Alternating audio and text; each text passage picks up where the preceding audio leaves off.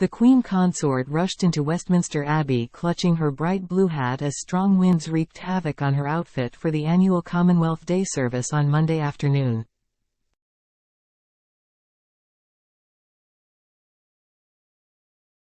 She quickly headed into the Abbey to take shelter from the weather, leaving her husband King Charles to be greeted by members of the Nati Ranana London Maori Club outside.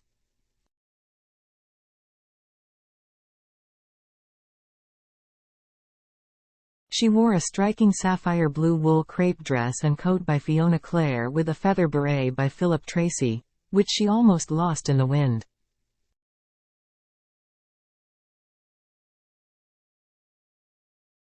The 75-year-old took on a supportive role alongside King Charles III at his first Commonwealth Day service since the death of his mother, the Queen.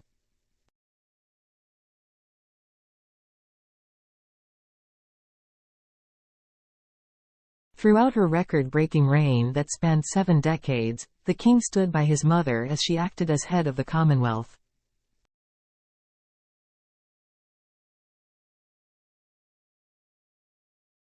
Last year he stepped in and led the Commonwealth Day service on the Queen's behalf as she was unable to attend due to ill health.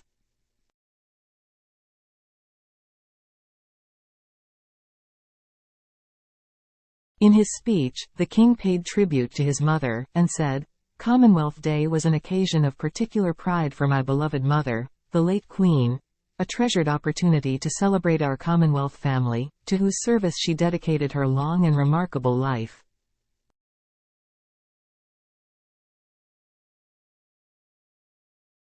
In succeeding Her Majesty as head of the Commonwealth, I draw great strength from her example, together with all that I have learnt from the extraordinary people I have met throughout the Commonwealth, over so many years.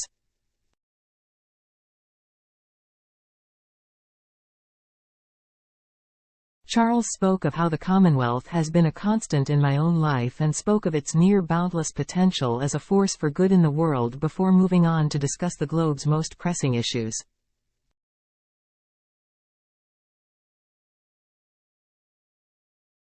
Speaking from the Abbey's great pulpit, the King said, "This week marks the 10th anniversary of the Charter of the Commonwealth, which gives expression to our defining values, peace and justice, tolerance, respect and solidarity, care for our environment, and for the most vulnerable among us."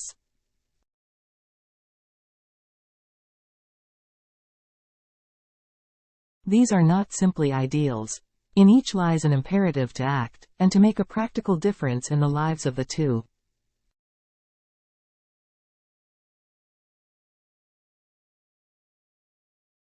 6 billion people who call the Commonwealth home.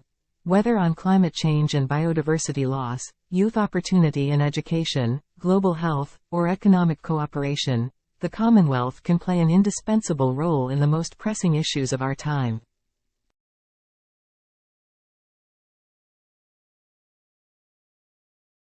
Ours is an association not just of shared values, but of common purpose and joint action.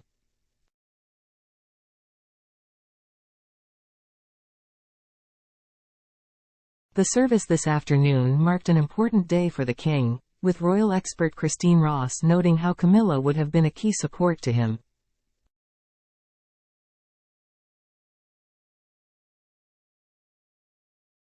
She told Express.co.uk, "Queen Camilla's unwavering support is likely a huge comfort to the King during these many firsts events since his mother's death."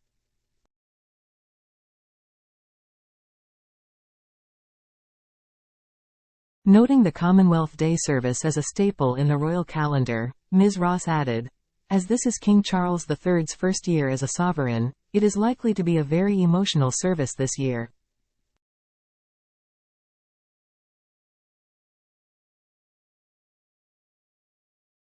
Every annual event without Queen Elizabeth II is a reminder of her passing, and of her historic legacy.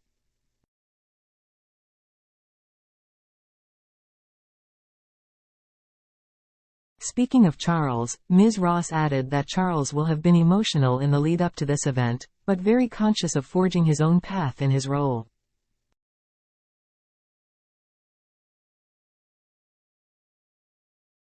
She continued, While Elizabeth II was known for her unwavering duty and remembrance of the past, Charles III looks to the future.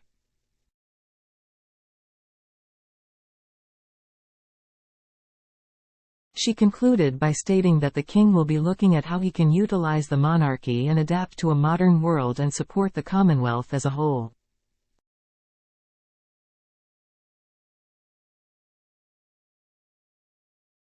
The Commonwealth Day service is an annual event that typically takes place on the second Monday in March.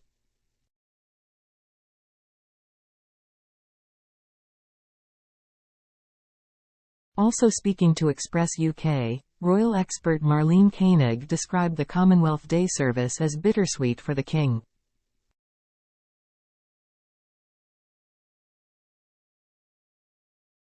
She added that the King, who was only 4 when his mother took on the role as Queen, has always been supportive with anything involving the Commonwealth, and has been acutely aware that the countries within the Commonwealth are changing.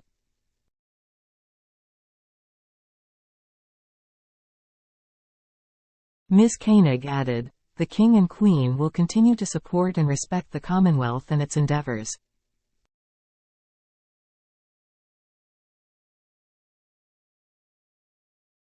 I would expect that the late Queen will be remembered, perhaps even be honoured during the service.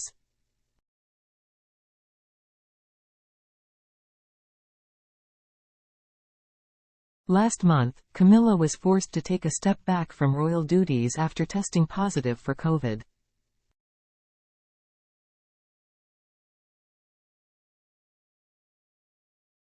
It was the second time that the 75-year-old has been struck down with the illness after first testing positive almost 1 year ago.